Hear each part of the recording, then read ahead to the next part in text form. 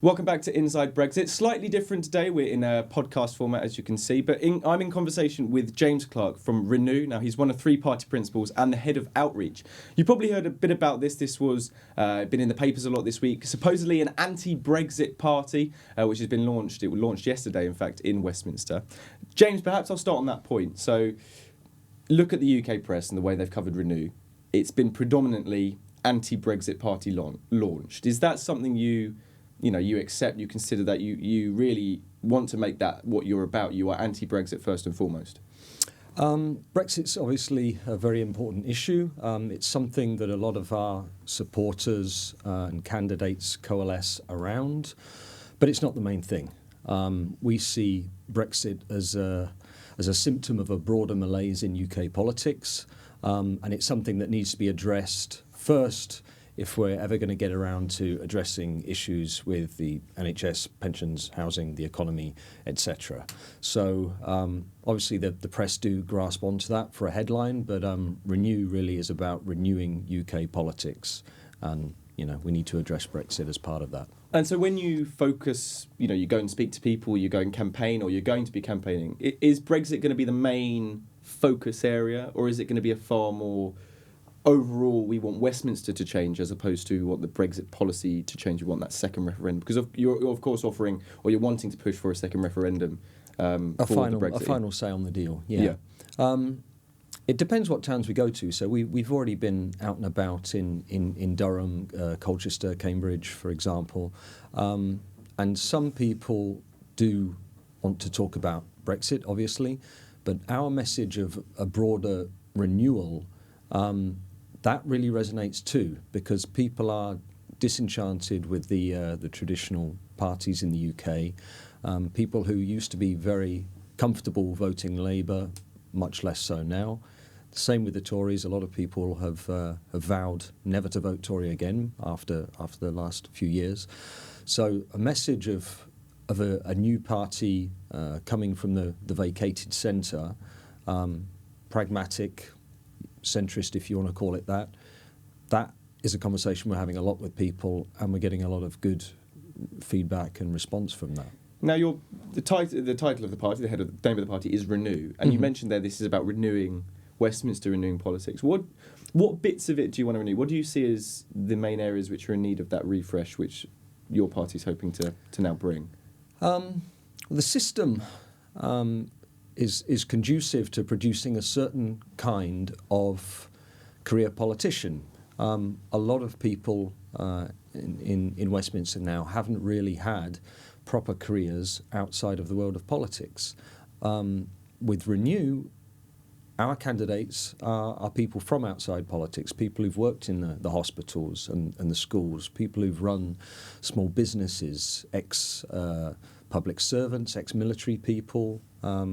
It's a big mix, and I think the country needs that in order to bridge the gap between the kind of full-time careerist politician and the once every 5-year voter. I think people want to be able to be more active in UK politics. So if someone was to look at the candidate list, and you've got, it's about 250? You've got 250 and growing. They would see people who you actively avoid trying to get people on your candidate list who are just in it to be career politicians. You'll be able to pinpoint each candidate to a very clear profession they've been working in, something outside of the Westminster bubble. That's what you're aiming for in your candidates as well. Yeah, you can see that the first batch of candidates has been uploaded on www.renewbritain.org. Our candidates. It's kind of a self-selecting group. We haven't had to reject too many people for having been, MPs in the past, for example. We haven't had, ex-MPs. No MPs in the past, no disillusioned MPs. Not yet. I mean, there's a possibility that defectors might ask to join at some point. Have you had any MPs ask about you? Being sort of wanting to know a little bit more, perhaps be a little bit curious as to where this would go. Of course, there's been sort of informal conversations. People do want to know who we are. Are we just a one-issue party? Are we going to stand candidates everywhere? But no sort of formal reach out, and that's something that we would have to deal with on a case by case basis. But we're not quite there yet. So it's been very sort of slightly exploratory, but you have had interest from Westminster. Obviously, you launched yesterday, and you have had interest from MPs. Was it more kind of, I'm worried, are you going to stand in my seat because I am someone who voted Remain, but I'm from a big, let's say, northern area which voted heavily to leave. I'm concerned about the impact of a next election in terms of my party position and whether, if an alternative is a candidate comes up, I could. There's a lot of buzz about an emerging centrist party that might threaten MPs, and that party is us now. So you're kind of replacing the Lib Dems in a way then, because Lib Dems, if you think about what you're standing on, second referendum or final choice on the Brexit deal, wanting to renew, refresh politics, that's very, Nick Clegg 2010 sounding. Now it was Tim Farron, Vince Cable sounding. Renew, refresh, Brexit. We are the only party who's actually proposing a second referendum. You're kind of bumping them out the way a little bit because they are a bit obscure at the moment. Nothing's really going on in the Lib Dems. Yeah, I mean, if the Lib Dems had performed their task of corralling the Remain vote in the 2017 election, there might not be a need for a new emerging centrist force. Sadly, that was not the case. It appears that the Lib Dems are tainted by their time in the coalition. Predominantly, but also the fact that we get a lot of ex-Lib Dem voters and ex-Lib Dem activists joining us who say they don't really know what the party stands for anymore. When they're down in the southwest, they say one thing. Mr. Farron went down there and said he was a bit of a Brexiter. Up in Scotland, they say another thing, and in London, they're sort of cosy liberal London. So, yeah, they're not responding very well to what the voters seem to want from a centrist party, and their selection of Mr. Cable as a leader following the last election, probably is a sign of that. That's it, yeah, because Vince Cable, of course, what perhaps was said when he became leader is he is this sort of elder statesman figure. He's been around for a long time. He's very knowledgeable. He certainly commands. Absolutely. When he's talking to people, when he's being interviewed, he does command that sort of very deep down knowledge and wisdom in a way. But he really hasn't broken through, has he? He hasn't been able to push the Lib Dems back into a serious vocal player, getting good headlines and making good policies. No, that's absolutely right. I mean, if they'd selected sort of a newer, more dynamic candidate, they might be in a different place now. But that's by the by. I mean, the voters really had their say on the Lib Dems in 2015 and 2017, and it will be a little while probably until they can regenerate themselves. But we don't have that time. 2018's a big year. People want to be on the right side of history, and we want to be the vehicle for the disenchanted voters of the traditional parties. Are you so you're a former Lib Dem member, or are you? Was that so? Not at all. So most of your party base, is it Lib Dem-y kind of feeling, or is it really a bit of everyone? We don't ask people outright who did you used to vote for. The feeling I get is that it's at least sort of 40-50% disenchanted ex-Labour voters. Oh, really? Probably sort of 15-20 Conservative, another 15-20 Lib Dems, and the remainder, people like myself who weren't really tribally loyal to any party in the past, but who were, triggered into getting involved by the referendum.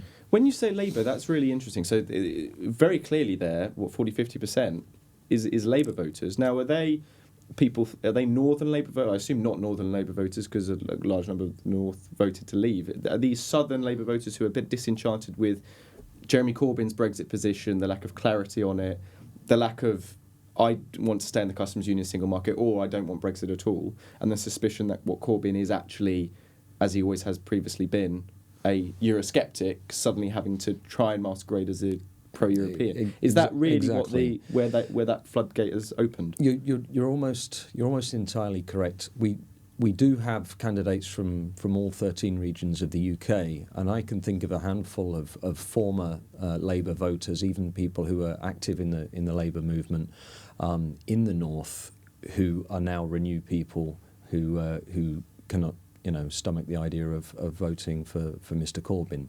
So it's not really a north-south thing. It's a sort of a moderate extreme split. So it's moderate former Labour supporters from throughout the UK who are becoming candidates. Do you have geographical sort of hubs, areas where you've got a particularly thriving membership?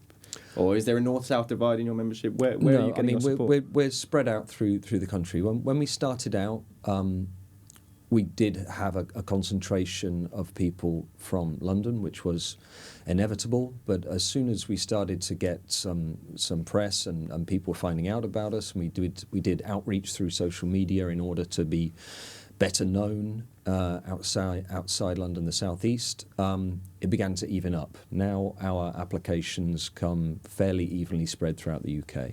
And I assume as a party, you want to be trying to represent as much of the UK as possible, particularly when the candidates, when you're putting candidates forward, you want to try and get people from local areas representing local seats. Is that part of your ambition as well? Absolutely. In fact, our first outreach event was in Durham, and our first official TV appearance was on the Sunday Politics, and it was our candidate for Durham, Judy, who went and did that. And we're trying to replicate that throughout the UK. Let's talk about the beginnings. So this started, summer 2016? The idea, off the back of the referendum result itself, I imagine. Because I've read that it was Macron, the sort of Macron en marche success of a new party suddenly becoming the political force in France, which was a momentum behind it as well. For me, it was nothing to do with Macron. After the referendum, I vowed to stand for whatever happened next, thinking it might be 4 or 5 years down the line. And I can't speak for the rest of the core members, but Chris Coughlin in Battersea, I believe, felt something similar. James Torrance, our head of policy in Kensington, and Tim Lord in Westminster. We all stood as pro-European independent candidates in the 2017 election. We didn't know each other at all until then, and Renew formed out of conversations following the 2017 election. But the referendum was the galvanising factor, but Renew was born out of the understanding that there were a lot of people feeling the same way, to the extent that they would put themselves up as independent candidates. And the idea was, if we were prepared to do that, wouldn't hundreds of other people throughout the UK? And the answer is yes, people are prepared to do that. And you found that obviously in the elections, you found that on the doorstep as well. You were getting a positive response, and also, in terms of your funding, political parties don't come out of nowhere. They need an infrastructure. They also need a funding base. Mm-hmm. Is a lot of your support crowdfunded, or is it single donations? How are you able to finance, trying to put these many candidates forward and keeping them united and infrastructure around them? Yeah, we have a donation button on our website where we get quite a bit of donations from there. We have crowdfunding. All of us who are candidates and part of the party, we've all kicked in some contribution ourselves. The seed funding to get the website going, get registered back last year, came from a donor who's involved in property. I think we have a restaurateur and a lawyer who've also contributed larger sums. So you haven't had any of the sort of pro-European, Open Britain, Best for Britain, people like that who have resources as well. I mean, there's been some talk in the past few months of them unifying under one umbrella organisation led by someone like Chuka Amuna, mm-hmm. to drive the political momentum towards a softer or no Brexit. Mm-hmm. You haven't that affiliation, that support isn't there. You're actually very much a single independent entity just from crowdsourcing and independent donors. Absolutely, yeah. We obviously collaborate with those guys. We know them, we meet them, we see them at events. But there's no formal links. We haven't received any funding from those groups. I think what Renew's doing is quite distinct because we're standing candidates in every constituency of the UK. There's a lot of overlap between what we're trying to achieve and what Best for Britain and Open Britain are trying to achieve, but it's not the exact same thing. Do you have a particular set of seats or a top 5 target seats which come next election, whenever it's going to be, let's assume it's going to be a full-term parliament, so it's early 2020, 2022, I think. Where you're going to really focus the effort on, focus the campaign machine to try and at least get some representation in Westminster? Do you have key areas? I mean, Durham, you were the first. Was your first? I mean, it's a university city. I went to Durham, so I know it's a university city. Nice town. But also it's surrounded by by the local community as well. Is that going to be a key target area for you? We're trying to be even-handed. Obviously, marginal Tories in Remain seats would be good places to stand. But since our intention is to stand everywhere, we're going to stand everywhere. We're not going to be parachuting party leaders into potentially good seats. We are going to have local people everywhere possible, and not focusing at all on any key seats where you polling or whatever the mood is telling you that you could be more successful. Depending on resources, of course, we would target more resources into certain areas than others, but we don't have a top 5 or anything like that yet. Yeah. Let's talk about your policies then. So we've spoken mainly in the sort of area of Brexit, that obviously being the key political event happening in the next 2 years and on everyone's conscience. You've got more policies than that, though. You've got, renewing the idea around Brexit is only one thing. You want to renew the economy. You want to renew Westminster. Just give me an idea. What would a Renew candidate be standing for outside of Brexit? Leaving Brexit alone for a second. Big issue is equality. Over the last 30 years, we've seen that the economic gains from productivity, from technology, the IT revolution, the financial and economic gains from that has remained at the very top of society. So ordinary people haven't seen a boost in their income or their quality of life.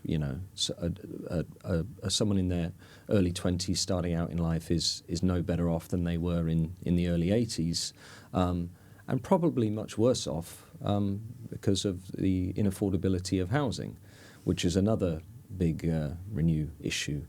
Housing needs to be addressed. We're looking at things like compulsory land purchases that used to be UK policy, and now is not, and is one of the bottlenecks which prevents governments, councils, or even private builders from building the necessary housing for young people and key workers to have.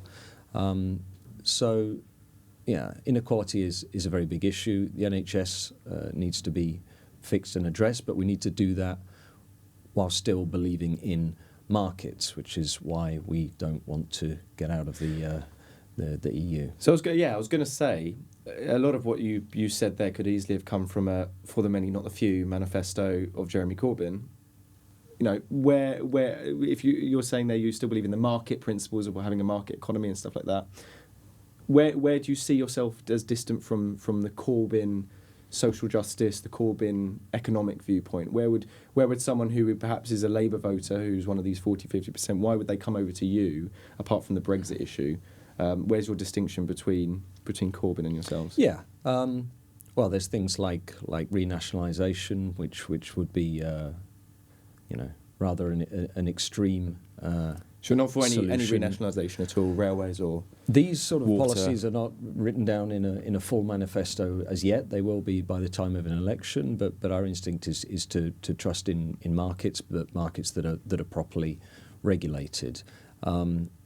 With Corbyn's Labour, there's a broad feeling that the numbers can't be trusted.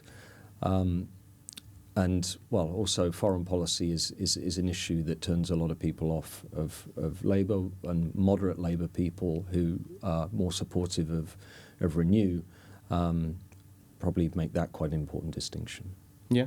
And what's the, in terms of other elements, we've got the inequality and we've got Brexit. Are there any other key pillars which the party is standing on, or key aims? Yeah. So one of the main things that we're doing at the moment is going on our Listen to Britain tour. And this is where we go out to universities, public meetings, rallying candidates, anti-Brexit campaign events. This is independent. This isn't part of, with other campaign groups who are also doing stuff similar. as well in terms of Brexit. This is just on your. This is our own tour. If we cross paths with pro-EU groups, then we can join forces there. But what we're doing is asking people 4 questions. You know, what gives them hope in the UK? What do they fear? What's working in the UK and what's not working in the UK? Now, these 4 questions will provoke, hopefully some good conversations. They have done already. And our candidates and supporters and ourselves are going out feeding this information back to Renew people. And this is going to inform our broader policy. So this is a work in progress. Okay, let's talk about where we expect to see Renew Britain. Political parties come and go, particularly the new ones. Trying to break that 2-party system, well, it was 3-party system, now seems to be back pretty much to 2-party system, Labour or the Conservatives. How are you going to find the space to actually make the impact you're gonna need? I mean, where should we expect to see Renew at the next election? Do you see practically yourselves making any kind of real headway to break that 2-party monopoly at the top or duopoly at the top? Yeah, I mean, it's very difficult to make predictions about what's going to happen between now and 2022. 2018 is going to be a very big year, and an awful lot can happen. If the deal that Mrs May comes back with in October is not what we're looking for and is not accepted by Parliament or not accepted by the people. What is Renew looking for, actually? Because you're looking for a second referendum in the terms of a final say on the deal. Mm-hmm. What's the actual position of the party? Now, anti-Brexit's what you've been called in the papers. Is it a party standing on a platform of we want Brexit to be reversed? Or is it simply we don't really have an opinion on what the actual Brexit will look like, we just care that people have a say on it? It has to be addressed somehow. Obviously hard Brexit is the worst possible outcome, soft Brexit slightly better, no Brexit, altogether better. We would push for the people of the UK to have a final say in 2018 or at the very least before March 2019. That's what we'll push for. If that does not go ahead for whatever reason, we'll continue opposing Brexit in whatever way we can, and still intend to stand candidates on a pro-European platform, even if it's as late as 2022. One of the things that's going to cut you guys through the bubble to some extent is getting that support of some kind of big heavyweight political figures. Mm-hmm. Now, you're saying you've had discussions with people informally. Maybe they're just checking you out in the sense of, are you a political threat to come in the future? Should we be aware, or should the Westminster political bubble be aware of you guys having some serious players who are very much considering supporting this new political party? Because you have had people like Nick Clegg, who've called for a new centrist politics. Mm-hmm. I mean, Nick Clegg's always called for a new politics of some sort, but very much perhaps this is time for a very much centre ground political party to come through, completely new, revolutionary in the sense of just completely untarnished from anything. Mm-hmm. Are we going to expect anything like that? Are there serious possibilities for you guys to get some serious political backing? Theoretically, there ought to be.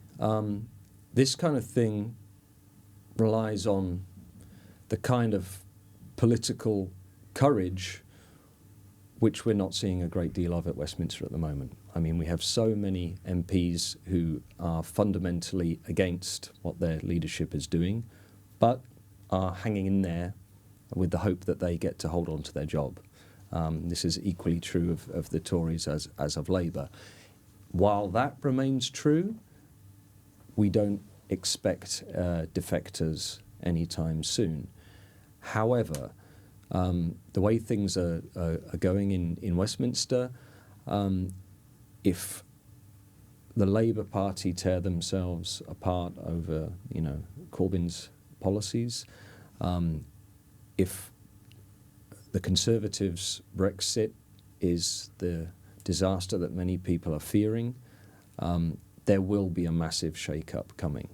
And if it's the case that moderates and centrists from other parties are looking for a new vehicle, Renew might be that.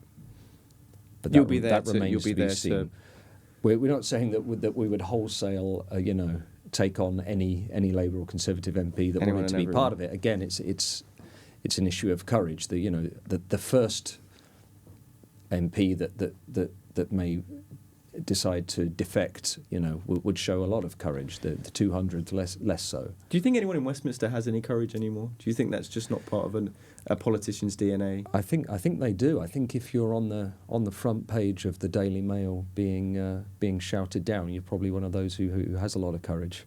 There are, but the overall culture and leadership, more importantly, is not conducive to allowing courageous MPs to act in the way that they like to with their consciences.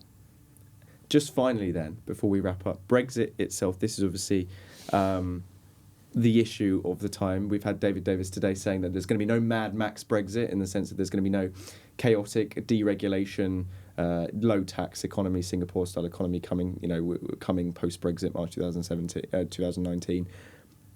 Where do you see Brexit going? Where do you think, from the progression of how the negotiations have gone, from the political mood of the Lib Dems, Labour, Conservatives, the disquiet within all three parties, well, pretty much also mainly Labour and Conservative, do you see it likely that we're heading towards now a more softer Brexit, or it's going to be very much the kind of harder Brexit, no customs union, no single market? Because that's obviously, for your party, in a way, although not good you would see it not good for the country, that's almost the preferable outcome for the success of your party. Brexit is insoluble. It's pretty clear if you look at the Northern Ireland issue. Scotland is another one. I mean, the single market, the customs union, freedom of movement, it can't be executed in a way that satisfies everybody. And increasingly, it looks like it can't be executed in a way that satisfies anybody. So the best outcome for us would be a final say on the deal that gives the UK electorate a choice to have a second think. What's the most likely outcome after that? Perhaps an extended fudge, brinksmanship followed by an extended fudge, a transition period where we're not entirely sure if we're in or we're out. That seems the only way to deal with it, short of saying, don't do it. Now, for those who are perhaps interested in knowing more about what you guys are about, what you guys are standing on, or perhaps interested in finding out more about getting involved with you guys, where would be the place to go? Where would be the hub to find this information? Yeah, so our website is www.renewbritain.org. We're on Twitter @renew_Britain, @RenewBritain on Facebook. And we're going to be out throughout the country. If you go to our website, I'd love to meet people who are interested in Renew throughout the UK. We're out and about for at least the next month or two before the London elections. James Clarke, thank you very much. Thank you very much.